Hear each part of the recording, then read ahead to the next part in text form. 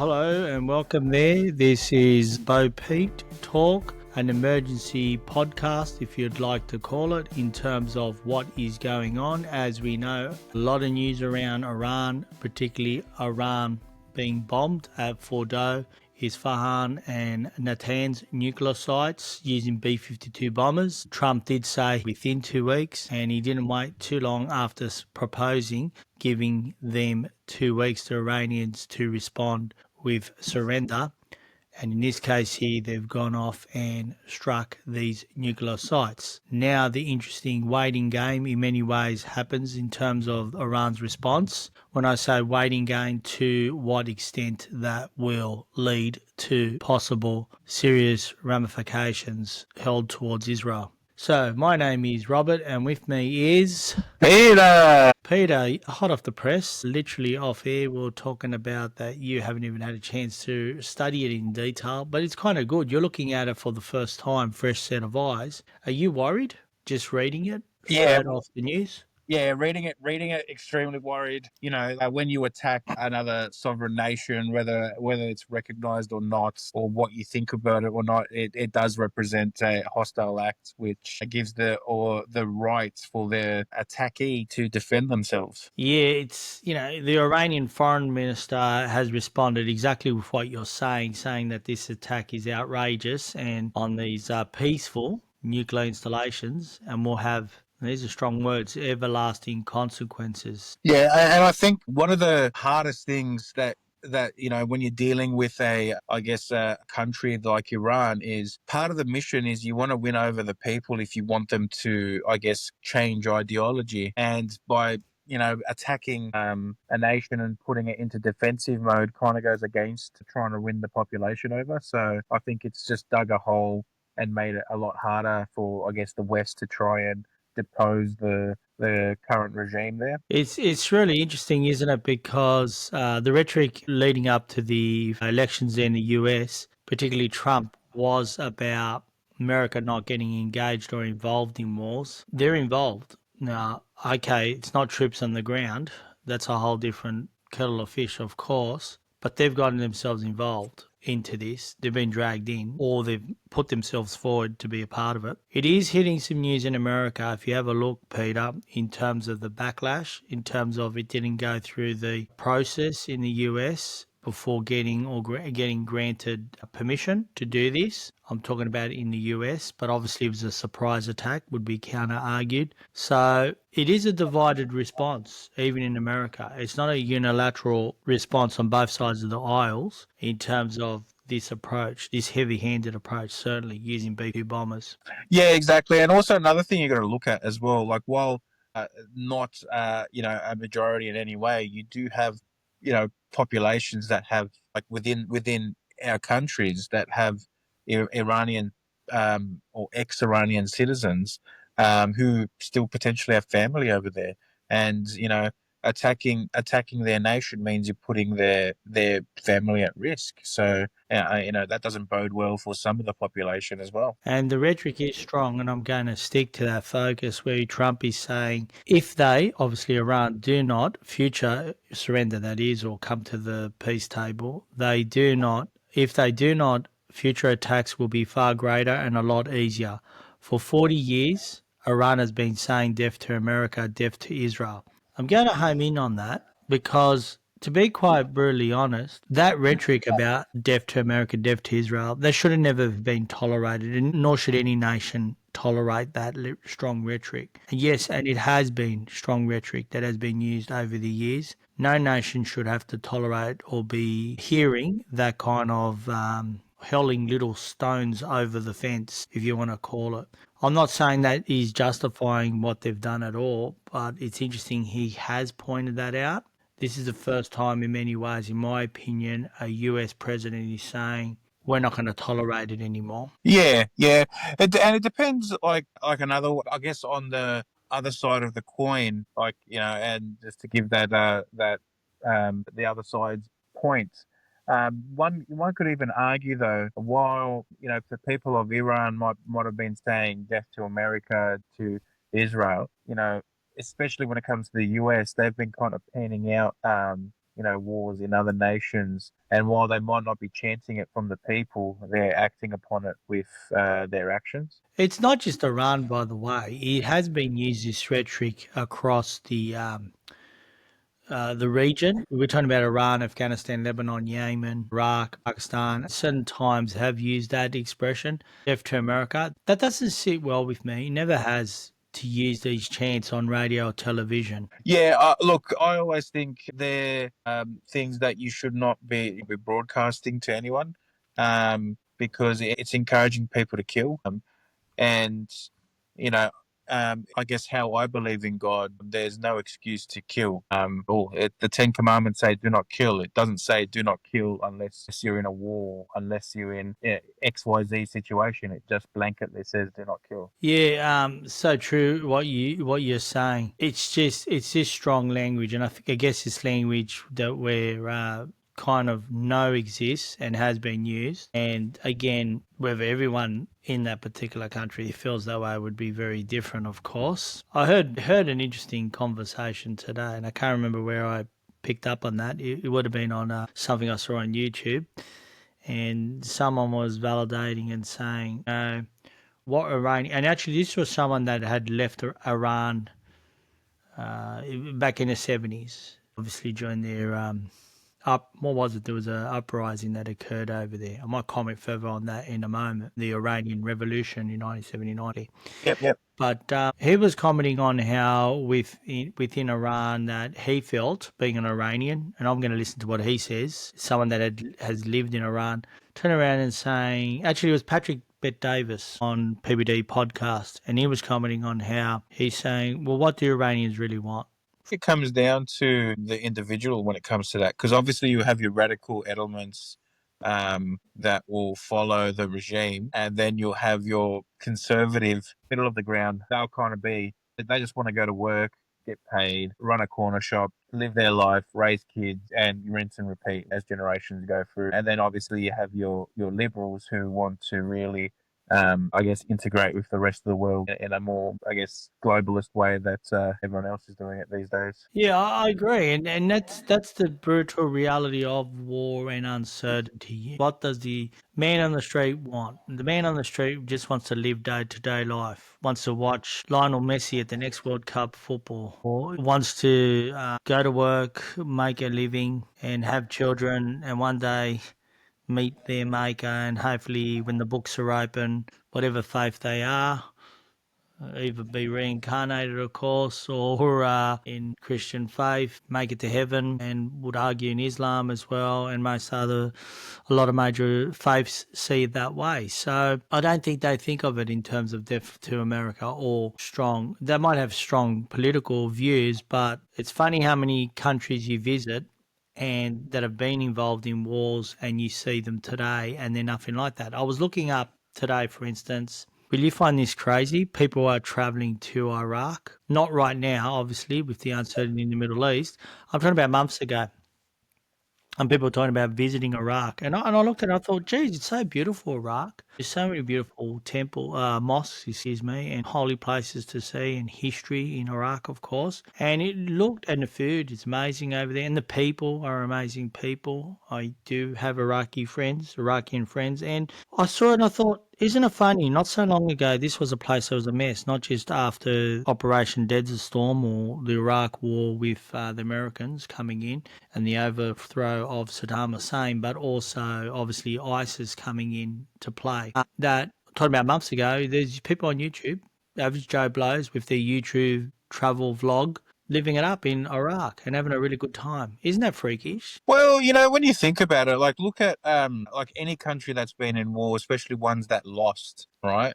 So look at Germany, not long after that, people were traveling to Germany. Look at Japan. Keep in mind, Hiroshima and Nagasaki were almost leveled. Actually, no, wait, let me rephrase. They were leveled by the time the Japanese surrendered. And, look at those places now. You wouldn't even know that the destruction that happened there. So, I think it's a testament to the people, one, that live there. And so this would be to the Iraqi people as well to be able to recover and then also, be wealthy enough to accept other people in and, be able to house them. It's really interesting. To me, it's just if I was to use an explanation to this, it's almost as if we have a goldfish memory, us human beings, where it's horrific, and war does bring that horrific incidents or memories occur, and they are in living memory. And somehow, as human beings, we have this amazing ability to forget, forgive, and forget.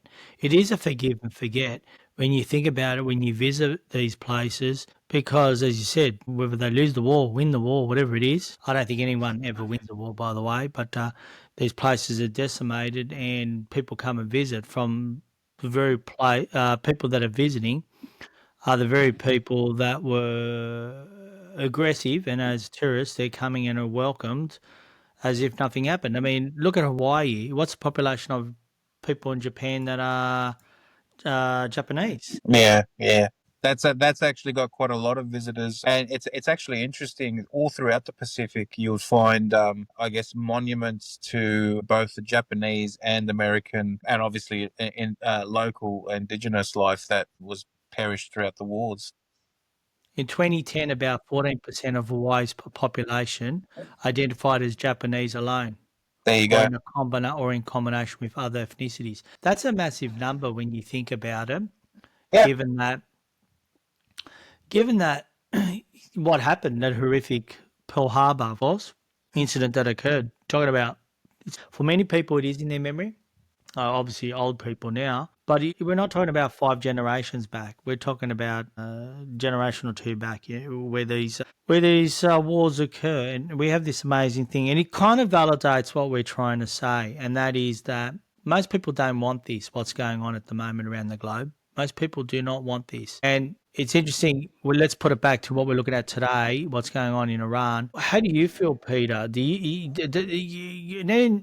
Netanyahu has said we must show strength first, and then peace or something can prosper. Not quite like that, but something along the lines about being strong in order to be a person of peace. Is that how you're seeing this incident?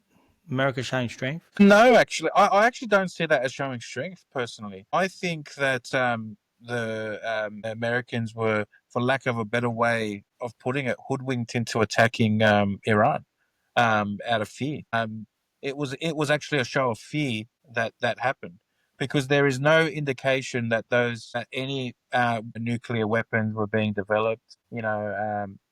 Look, I don't have secret access to classified information, of course, but from what I can see from the news front and the things I have available, nothing's been available to say that they had these.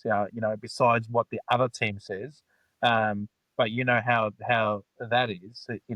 When one team says one thing, the other team says another thing, and the truth is somewhere in the middle. They might have been developing. No, let me rephrase that. They might have been.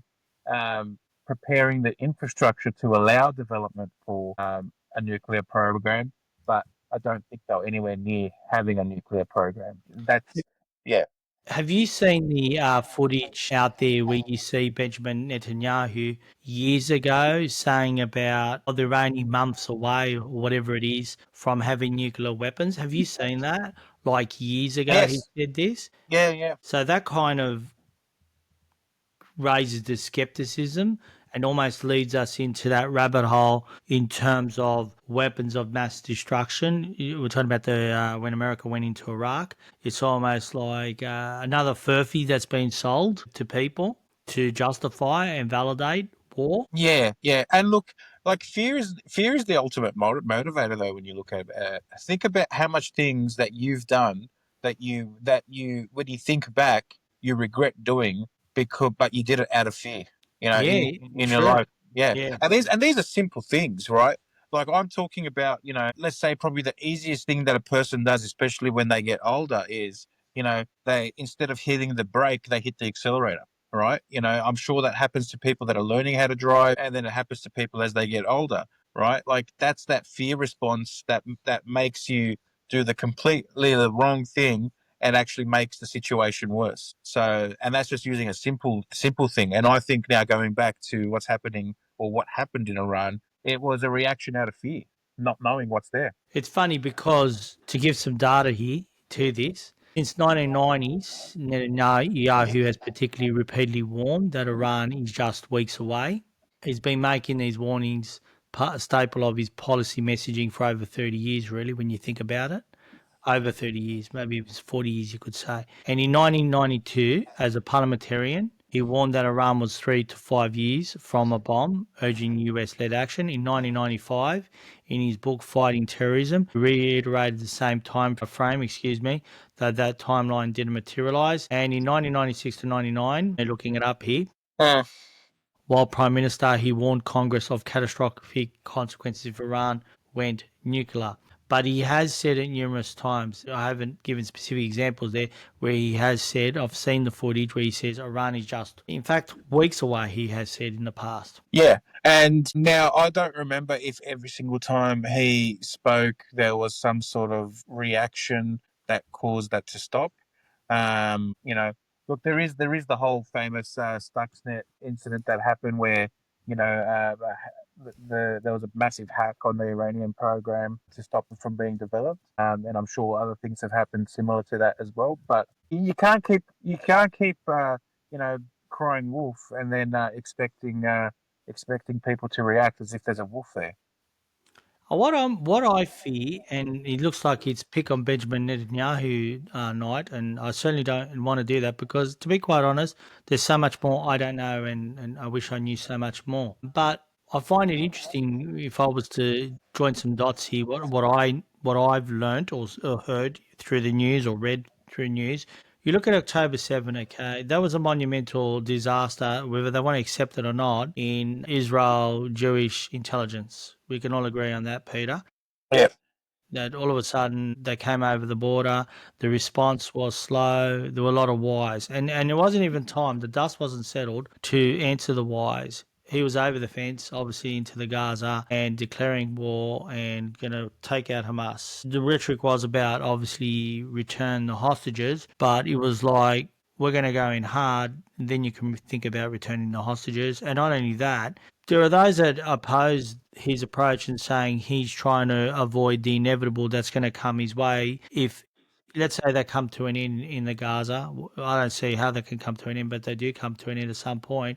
He's going to have to answer that question. How did they get it so wrong, the intelligence in Israel? So they're saying he's just, I guess the skeptic in many people are saying now he's off to Iran and to take on Iran. He took on Hezbollah, about the paging that occurred Yeah. that went off in in people's pocket, and they said that was a massive success. Many people would say in terms of that, because I think that was planned for years. That obviously, but he's now off to Iran because they're weeks away. Calling wolf again, but is he calling wolf legitimately, authentically? Is there real true evidence? Because even in America, if you look at, I think it's there have been weeks ago where the rhetoric was from many senior advisors to the Trump government that was saying, no, no, Iran don't have nuclear weapons at this stage or are close to having the nuclear weapons yet. Yeah, and that's a response that's reasonable looking at everything. Like I said, there could be classified information that we, as the general population, are not privy to. But if the threat was so dire as they're putting out, wouldn't you think that like a leader would actually, I guess, project or declassify certain things to actually prove that that's the fact? So we collectively as a world can come together and stop that threat if it is a threat. Yeah, true. Why would you keep it under cloak and shadows and say, "Oh yeah," and just leave it based on hearsay? You'd want to expose that as this is the truth. Here's my evidence. Let's do something about it. Yeah, I'm confused by it all, to be quite honest. The rhetoric in this space, because, like I said, there has been strong rhetoric about now saying that no, no, no, no, no, there's definitely, and Trump actually against his own, some of his party members turning around or advisors saying no, they do have the nuclear capability weeks away, months away, whatever frame you want to say. We need to act now. It's almost as if it's changed overnight, even Trump himself, in terms of this. Yeah, but isn't that also how previously it happened as well? You had inspectors on the ground saying one thing, and then you had the US saying, "Oh no, we've got evidence on our end to say that that there is weapons of mass destructions. Let's go in." I think who I'm thinking of particular was Chelsea Gabbard in terms of what she had to say, because she's now gone full circle, Chelsea Gabbard, to give names here, and now says Iran could produce nuclear weapons within weeks. Now, this is literally hours ago, 24, 48 hours ago. She changed her rhetoric, which was very different and opposing what the rhetoric is now. In the past, she had said that they weren't a threat, so to speak. Yeah, and another thing as well, like where would they like obtain the technology for that? I understand that you can use reactors for that, but to enrich the uranium to create the bombs and stuff, but you need the infrastructure for that. Like, don't get me wrong, it's not impossible, but I think for a country like Iran, especially with all the economic sanctions that have been put on it.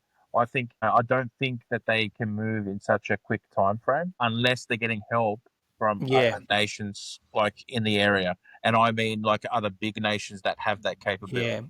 yeah, yeah. Okay, give a time frame here. You ready for it? I'm Yeah, looking at June the 17th, where I'm reading from. yeah, Okay, and it says Tulsi Gabbard left no doubt when she testified to Congress about Iran's nuclear program earlier this year. The country was not building a nuclear weapon, the National Intelligence Director told lawmakers, and its supreme leader had not reauthorized the dormant program, even though it had enriched uranium to higher levels. But President Donald Trump, this is looking at PBS News here, where I'm getting this from, but President, and I've seen this is validated across many news sources. This very what I'm telling you here. But President Donald Trump dismissed the assessment of U.S. spy agencies during an overnight flight back to Washington. As we know, he cut his trip short to the Group of the Seven summit because he wanted to focus on this conflict between Israel and Iran. And Trump actually said, "I don't care what she said." yeah. And Trump told reporters at the time, as we know about days ago, he said Iran was very close. That conveys for us, the average man on the street. Well, I'm confused. I've been told two different stories, set of stories here within a short time period. So what gets me, so if you've got a president, all right, or let's take it more, I guess, as a thought experiment. So if you've got a leader who rejects the proposal from his advisors as to what's happening and goes on his own tangent, what does that tell you? That's a very, very scary place we're going, he tells me. Yeah, see, like for me, looking at it, like from the outside, that means that one of either two things, right? That the leader is unhinged, right? And I say this because I don't think that that's the case, right? Or he's getting advice from somewhere else, right? And that's the scary part is what is that organization where that information is coming to him, because yeah, to blanketly just disregard what your chief spy agency is feeding you, that's what that tells me is that the information is totally incorrect, and it's there just for. Well, the thing we don't know is a speculative bit where, not long after what was said by Tulsi, that the only thing we can validate here is possibly new information has come to light. But for us, it's a hard sell because I keep going back to the weapons of mass destruction conversation. It's hard for the public to have full trust and confidence in governments, and you start to think, what is the distraction here? Why are they doing this? Or not distraction, what's the motivation? What is the agenda? Is there a hidden agenda? Are the conspiracy theorists actually, some of them that are labeled conspiracy theorists, when they start to say, no, there's another reason, an economical reason, if that be, or a power play at the moment, nothing to do with Iran itself directly. It's hard to pinpoint because when you don't have that overlooking view, because like I said, you always have that shadow where the public doesn't know, and this is every country has it. For a country to say, "Oh no, we don't have shadow agencies or anything like that," I don't believe in that. I think there is. So you have all these people that people are totally unaware of directing certain events in certain ways as well, like and you don't know where they're operated from. So you can have a cabal of one from every nation that comes together. It's like, this is how we're going to have this panned out. It's not far fetched, and I say that because that's one of the more common conspiracy theories. I guess in a nutshell, but yeah, it just makes it very hard to believe everything that's going on is being done for the right reasons. I think like I said, and I'll stand by it. The attack on Iran was a knee jerk reaction to fear.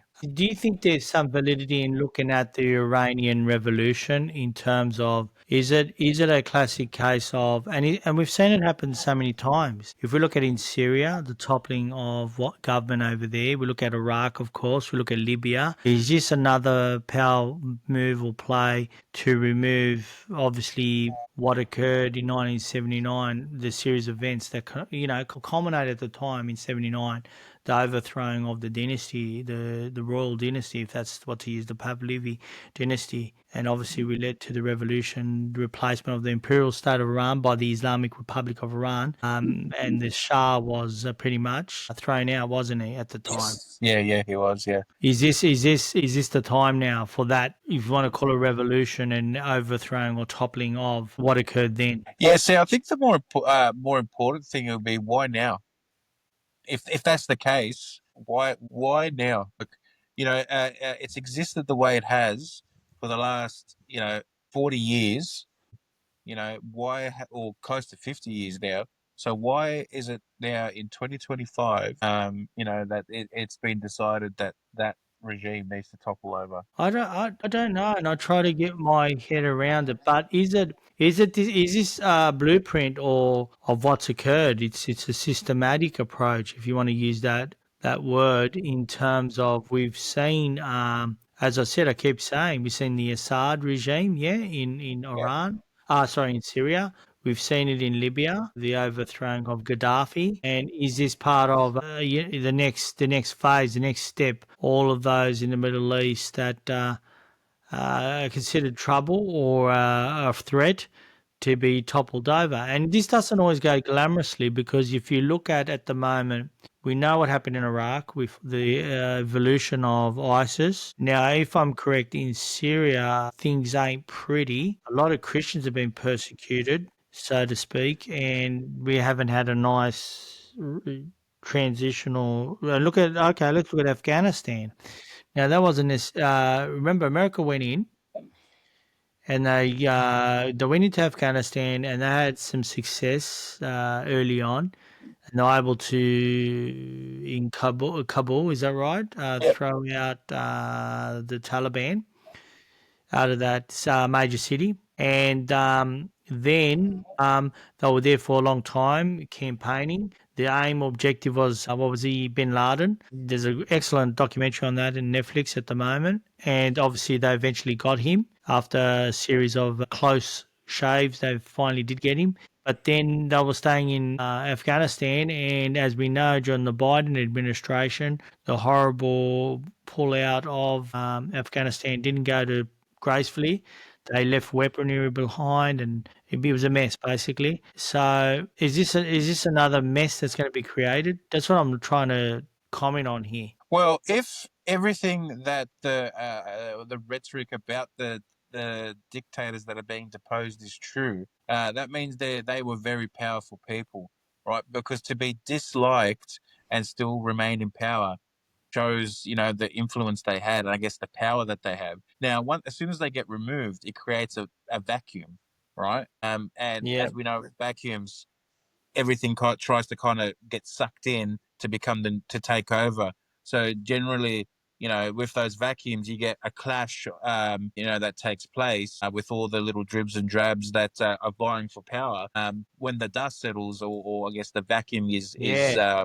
covered, you have someone that takes over the reins and starts to lead. Now, for countries like, say, the US, if they initiate the toppling, right? Obviously, they'll try and influence the vacuum and try to push it in the way that it's beneficial for the US and for the West. Um, but there's no guarantee of anything in that. So really, it's not a game that's I would play if I was given a choice. Yeah, you're right, because what's Libya like today? It's a mess. You know, And what's Syria like today? Well, you just mentioned Syria. You've got a whole group of people being persecuted just for the God that they believe in. Yeah, starting with Libya. Libya, it's facing significant challenges, and pumping it into the AI here. Google Gemini. While a ceasefire has been in place since 2020, the localized violence persists, particularly in Tripoli, raising fears of renewed conflict. The country grapples with issues like widespread crime, arbitrary detentions, and a precarious human rights situation, especially concerning migrants and refugees. Yeah. Now that's Libya. Now, if I pump it in terms of Syria, just for our listeners, so we're informed. 12 years into Syria's devastating civil war, the conflict appears to have settled into a frozen state. Though roughly 30% of the country is controlled by the opposition forces, heavy fighting has ceased to exist. Actually, that might be old, that, what I'm reading. Just trying to work it out what it's like today. What can you find on what Syria's like today? Not much. You're looking it up as well, because obviously we have the fall of the Assad regime that occurred. Yes. It's good to pause for a moment, because there's been a lot we've been talking about while we look this up in terms of it. And we do want to be more precise and concise, not just commenting on what we know, limiting what we know. That's why we put pumping it in. And the good thing is, we'll edit this out so there's no pauses and stuff as well. Yeah. Yeah, what you're looking at here is Syria continues to face a severe humanitarian crisis. An estimated 16.5 to 16.7 million people are in need of humanitarian assistance in 2020-25. Now, I'm going to pump it in here, like I said, in terms of Christianity, because, like I said, I don't want to be saying the wrong thing here. It's something certainly I've read about.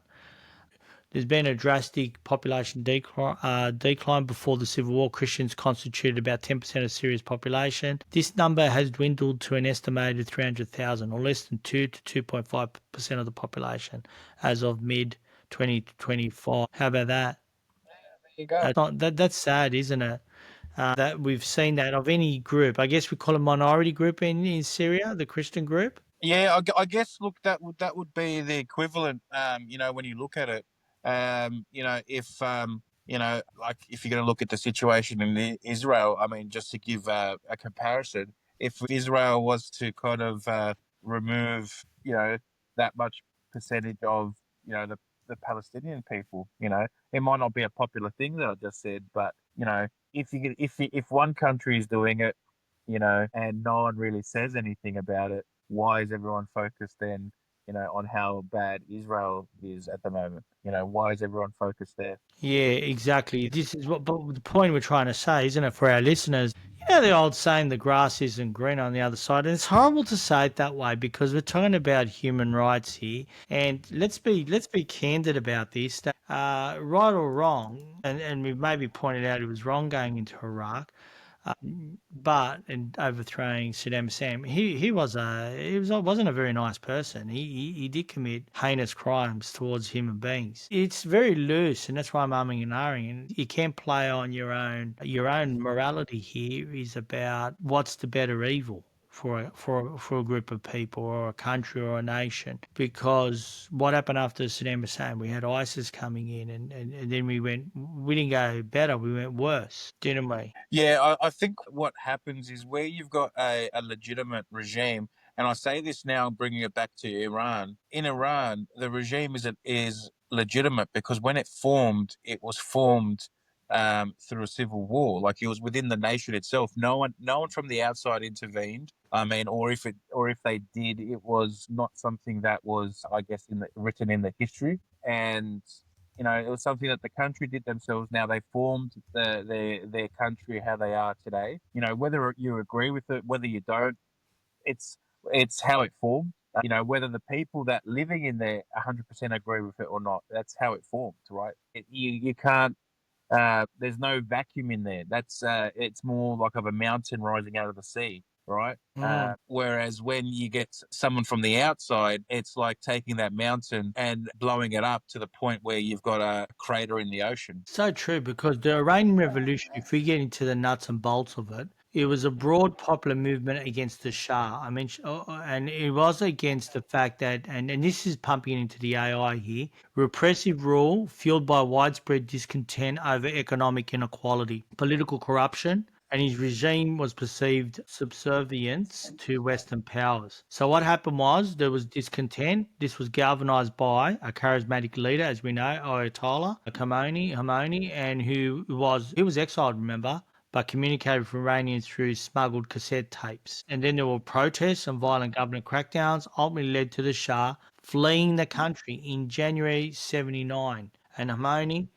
Ayatollah triumph returned, paving the way for the establishment of an Islamic republic. So this came from a huge section of the population. That's what we're trying to say, aren't we, really? Well, let's say it's the strongest, um, I guess, side within the population.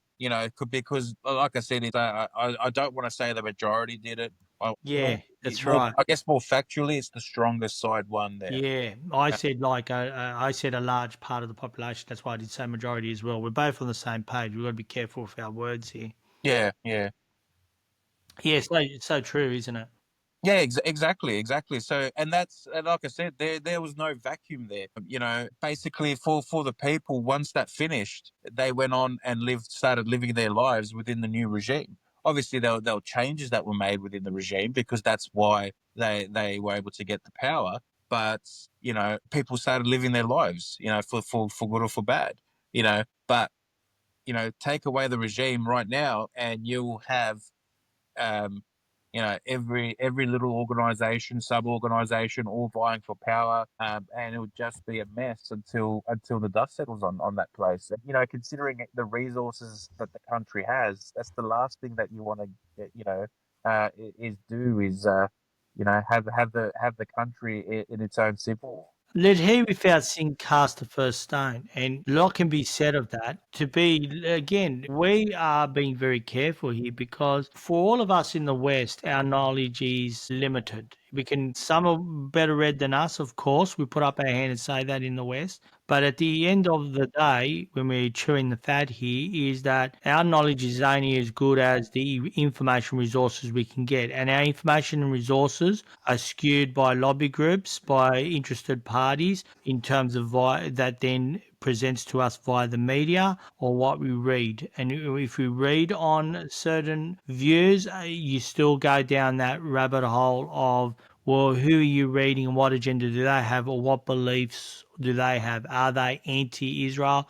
Are they pro-Israel? If you look at the current situation, and you really have to dig in order to get your own attempted understanding. The point is, when I said that he without sin cast first stone, if I look at us in the West, let's focus on America, because since America's gone out there now and done the bit of the dirty work, dropping these nukes, what I'm talking about, buster bombs over on these three sites. Well, let's comment on ICE, the US Immigration and Customs Enforcement. People outside of America in the Middle East look at what they're doing in America at the moment in California, particularly how they're going about it. We're not having a podcast at the moment about whether we agree on it or disagree with it, but I certainly disagree with the humanity of how this is being approached, and it is hitting headlines. And I'm not always a big fan of Newsom, but I certainly am a fan of a lot of his stuff as well. Equally, I'm kind of down the middle with Newsom.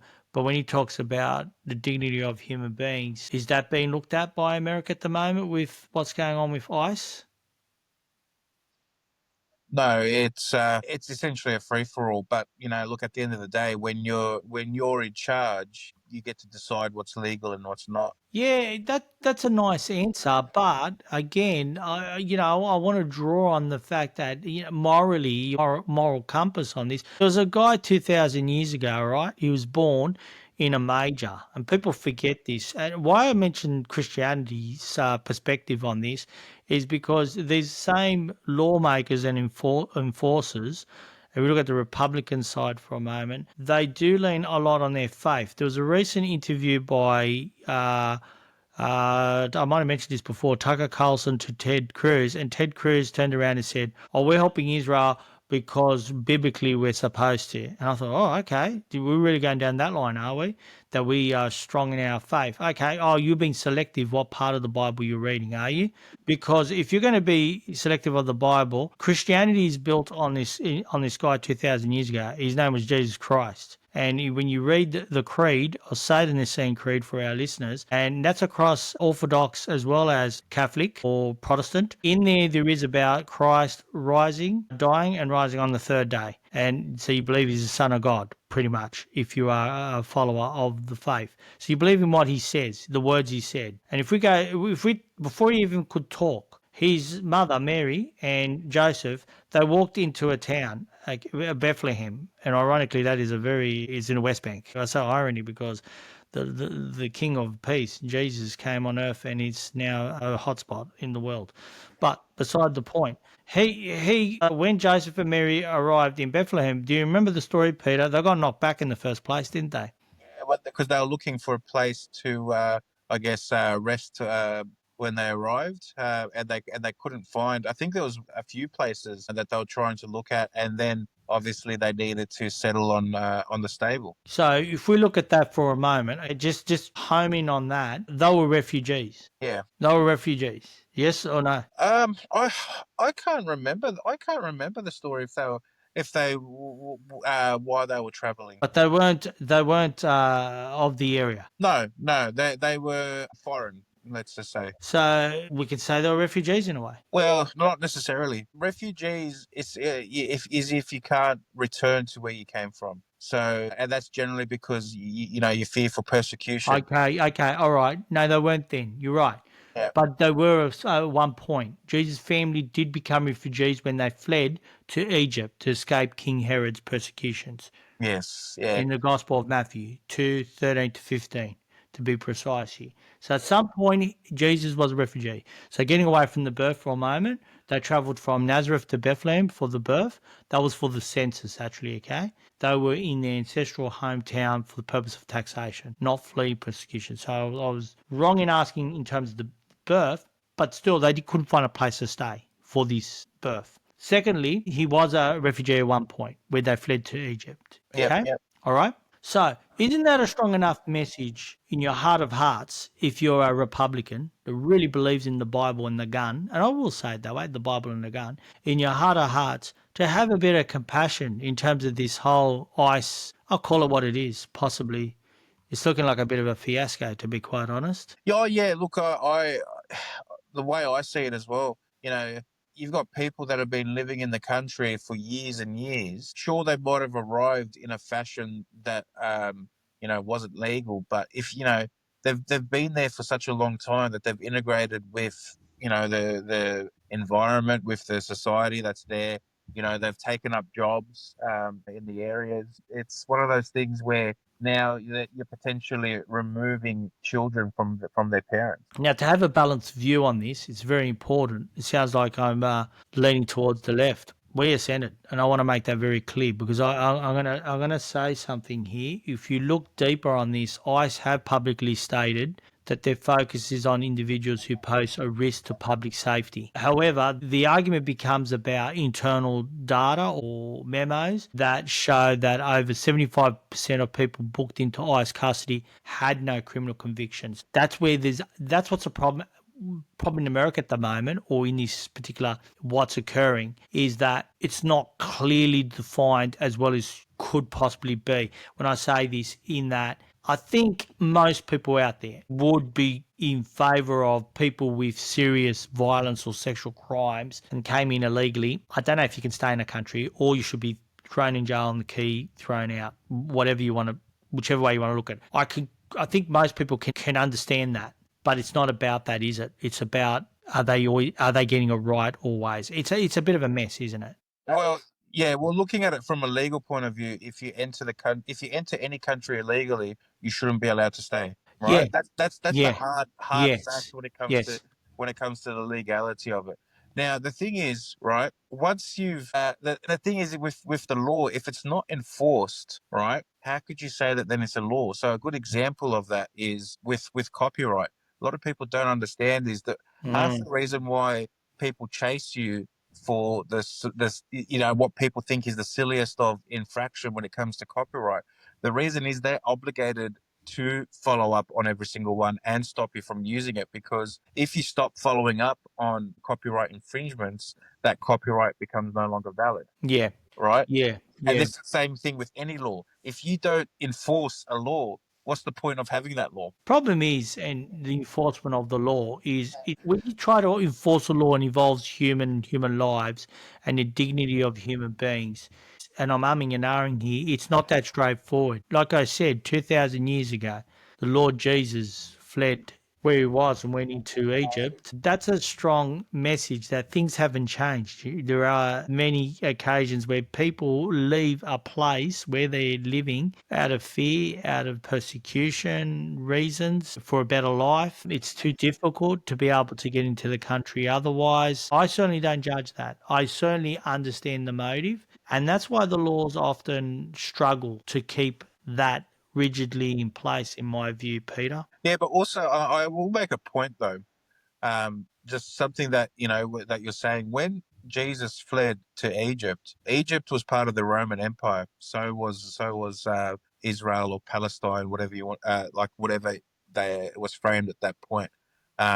So essentially, really, he was just move. It was just moving countries, I guess, within a greater empire. Yeah, true. There weren't, I guess, border police there. There Well, was, yeah, yeah, well, yeah, one of the greatest things that the Roman Empire brought was with one language and one currency, you could walk from the Nile in Egypt or the pyramids in Egypt yes, all the way to almost Scotland in London or in England, sorry, with just one currency, one language. yeah, That was the beautiful thing about it. When you think about it these days, right? When people, I guess are made to be refugees and they're, you know, going to all different countries, right? Obviously, the first port of call for a person fleeing their country is the closest, I guess, non-hostile country to their cause, so to speak. But then they get dispersed to whichever country is willing to host like them as refugees and take them on. So they're coming somewhere where they have no currency, so no money, and they don't necessarily speak the language. So that's a massive change. Like, Jesus had it easier when you look at it than what some of the people do now, even. yeah. Okay, I understand that, but I am looking at it in the spirit of compassion and understanding that these human beings that are doing this. I am a fan that it should be done legally, but it's easier said than done. So that's where I back away in saying that, to be quite honest. And I don't, to be quite honest, my view is very contradictory as I talk it out aloud, because I don't think we have a solution. And the point of why I brought this contentious issue up, is that, can you see, when we get into this, that if you're from another country, let's say country China, and then looking at America, it's easy for them to judge as much as, does that make sense, how the West judge regimes in other countries? They're no perfect or no better than, they've got problems in their own backyard. Well, I think when you look at any nation, there's problems in their own. Everyone has problems in their own backyard, and it's the whole adage of we all like to throw stones from glass houses. Yeah, yeah. That's. I guess there is that passage in the Bible. If we stick to this Christian perspective for a moment, why do you look at the speck of sawdust in your brother's eye and pay no attention to the plank in your own eye? How can you say to your brother, "Let me take the speck out of your eye," when all the time there is a plank in your own eye? You hypocrite! First, take the plank out of your own eye, and then you will see clearly to remove the speck from your brother's eye. I guess, if you want me to put it another way, crudely, about America's response at the moment, their message or statement Trump made today would have been from where? Well, they're looking at the speck in their brother's eye. Yeah, let me ask that question directly here. Nothing to do, just for a moment, not the spec bit. Where was he when he actually got up? More than likely he was located when he got up and spoke about this successful campaign. Where would that have been at? He would have been in the White House, Yeah, okay. And where's the White House? in far away in where's it, Washington D.C. Yeah, okay. And how many streets do I need to go back in Washington before I'm going to see people on drugs and on fentanyl and all these other sad mental health and debilitating drug addictions? Do I need to walk far from the White House? Yeah, look, I think there's it's a fair track. I mean, look, I'm sure there are abusers like that are close by, but it's not a as widespread of a problem as it is in other areas. My point I'm trying to make, I guess, is that there are a lot of problems in America, heartbreaking problems in America. And there are heartbreaking problems in Australia as well, may I add. And we talk about the plank in your own eye. I look at it, and when I read that, in that all those million, imagine how much it costs to get those B-52s up in the air, to fuel them and offload that payload. How many trillions, possibly billions of dollars it costs to do that? Whilst not far from the White House, there are brothers out there suffering and have massive fentanyl problem in America, and problems with guns, problems in education over there, problem in their health system. We can have a whole podcast on the health system problems in America, but they somehow find the money to worry about what's been perceived by many as interfering in other people's problems. Yeah, yeah, exactly, and that's what makes it disheartening, I guess, for the American people, because at the end of the day, that's where some of the taxes are going towards. Yeah, I guess it's a war machine, isn't it? It's a perpetual economy on its own that continues and needs possibly this ongoing destruction and loss of life. Yeah, but see, like I see it also as a like I guess to put my shoes on the other foot in this one, like to have the military and I guess the Navy and the Air Force the way it is right now, like it does serve a purpose in peacetime. Yeah, strength is required to be a leader. Yeah, but but the reason why I say it, right? Imagine now if you removed all the bases, all the air force, like all the airplanes that America has contributed, the Navy, and just if they just magically just packed up shop and went back home, what do you think will happen? Are you saying in Iran or just No, in? no, I'm just saying everywhere in the world where America has presence, Yeah, there'd be the world would go upside down. I do it believe that. would go back into the dark ages. Yeah, I agree. I 100% agree that that's the problem now, because again, it's like we were talking about these regime changes. When you have a strong power taken away, there's a massive vacuum, and that's going to be filled, isn't it? And Yes. and if America were all of a sudden off the radar, who's going to be the bad player, if that's the word to use, that's going to fill that hole? And what are they going to bring? Yeah, but also you got to look at the security and the shipping as well. So Mm. there's trade as we know it would collapse, right? So countries that rely on trade to survive would start collapsing. So the instability that brings, just because you can't have shipping, because there are still dangerous places right now when it comes to shipping, but they're so far in between, right?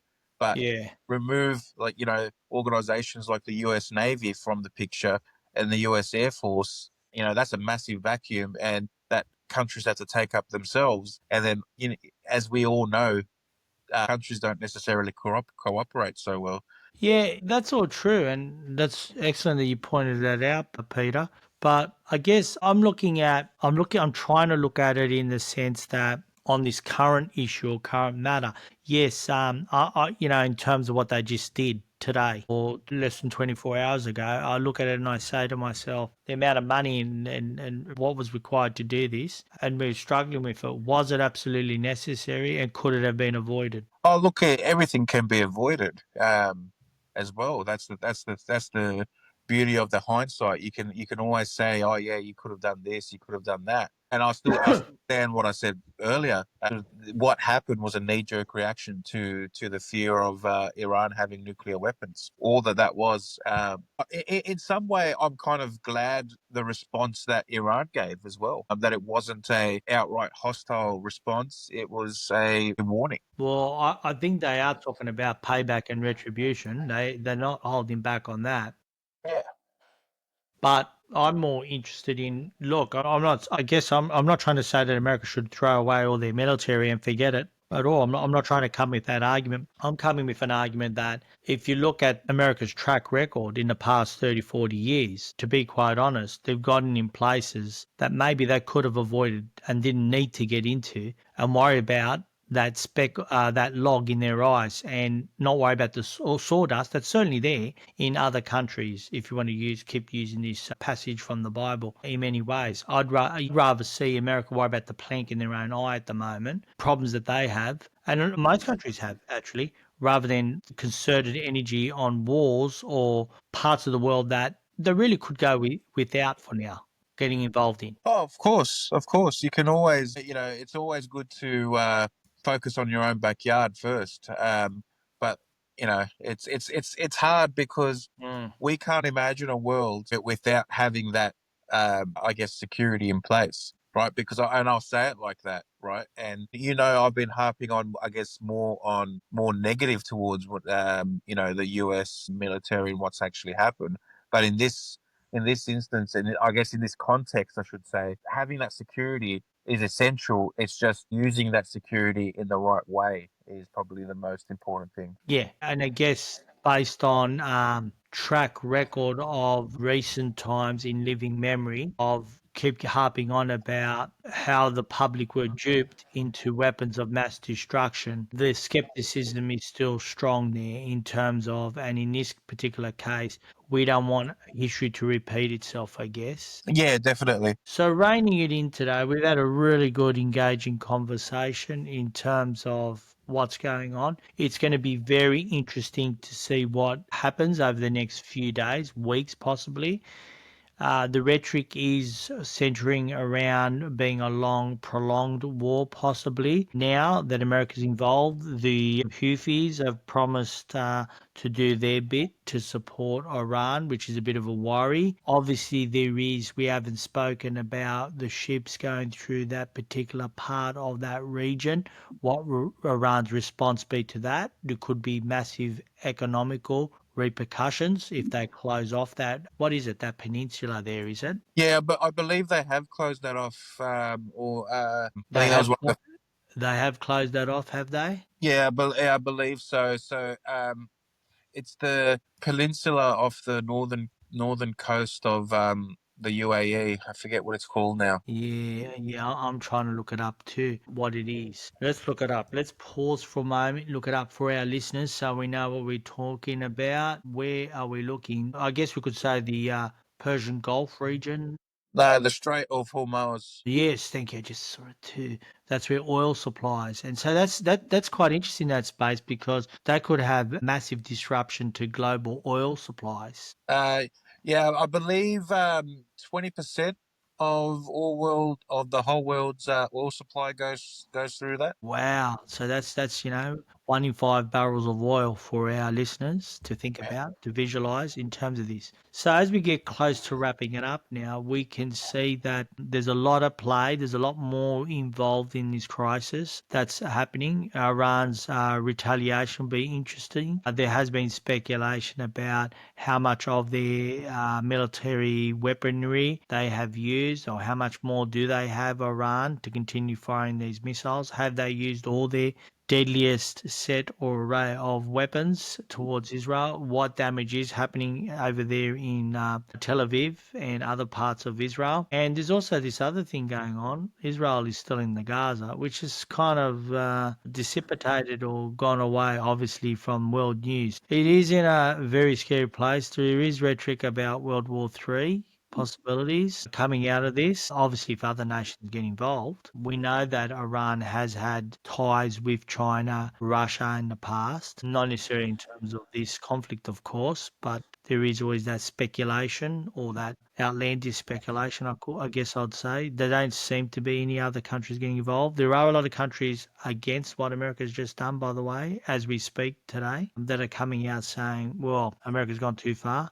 That'll be interesting to hear what's going to be the overall response. Any other thoughts, Peter, before we close the show? Yeah, just interesting how you said that Israel's still in the Gaza, and this is like purely speculative. And I'll leave this up to question, but I'll ask the question: do you think that this war with Israel and Iran is like that false flag where they can then start doing what they want to the people in Gaza because the news and media will be focused on what's happening with Iran and Israel? That's a distraction. Yeah, Oh, that's scary thought. I actually was thinking about that before we went live on air today, about it. Actually, I did say it, didn't I, at the opening of the show about is this a disruption of some sort? a distraction. Yeah, yeah. Distraction, thank you. Is this the distraction from it all? Because, if we read off hot off the news now, there's still aid seekers in Gaza continuing to be targeted as Israelis kill 26. Yeah, wow. That came out on the Al Jazeera news. So that was 19 hours ago, that piece of news there. So it's still ongoing there. It hasn't gone away. But when you go to world news at the moment, what do you think the world news is for our listeners right now? And let's just keep it simple. If we were to go to Google News, what do you see come up on your feed, Everything Peter? in relation to Israel and Iran. Yeah, yeah. Obviously, he clicking on the world tab. It's all about that. There is a little bit now coming out about Australia being in Australia. Australia's response. The Greens have thrown in their two bobs worth about it, but certainly you're right. It's all about that, and you have to scroll down before you get to any other news. What's going on? There's a hot air balloon that caught fire in Brazil, killing at least 8 people. And it's taken me halfway down the Google News stories because it's all about the B-52s, Iran's power, and what's going to be the possible retribution or payback, if you want to call it, Yeah, well, from the. I've just typed in news into Google, Mm, hit search, and I'm obviously getting local news because I'm based in Australia. But first page, nothing about the Gaza Strip. mm, I'm getting things about the ice raids in yeah, US. yeah, Um, but I'm on the second page, nothing about the Gaza Strip. Third page again, nothing. I can't see anything here. So you can really see that the popularity, I guess, of what people are, looking for when it comes to the news, they're not even thinking about what's going on in the Gaza Strip. yeah. I'm going to see. I'm going to CNN News now, and it's all about it. It's actually, as we speak right now, there's footage coming out of showing aftermath of the first Iranian strike on Israel after the US attack. So they haven't. So it looks like they've gone into payback, so to speak. The Iranians are hitting Israel back now. Obviously, the rhetoric's around Trump saying Iran's nuclear enrichment facilities were totally obliterated. And like you're saying, the whole half of this site is all about what's going on in Iran. Nothing about the Gaza. I'm scrolling. I'm not finding anything on the Gaza, believe it or not, on CNN. I'm doing a good old classic Command F. Oh, yeah, here we go. Finally, I'm on the side here. Bodies of 3 hostages, an IDF soldier and 2 civilians recovered from the Gaza itself. Yeah, but what else has been happening there? Palestinian boys' emotional plea for food in Gaza. There's a little video down at the bottom on that. It's sad, isn't it? It's really sad that all eyes are on this at the moment. And why I say it's sad, what you've got me thinking. Thanks, Peter. I'm not going to sleep tonight thinking about this. You're welcome. Yeah, I don't know. It's more and more looking like a distraction. Yeah. What do you And think? didn't even Trump mention something about bulldozing the Gaza Strip to make way for development? Of that silly AI that he had as well.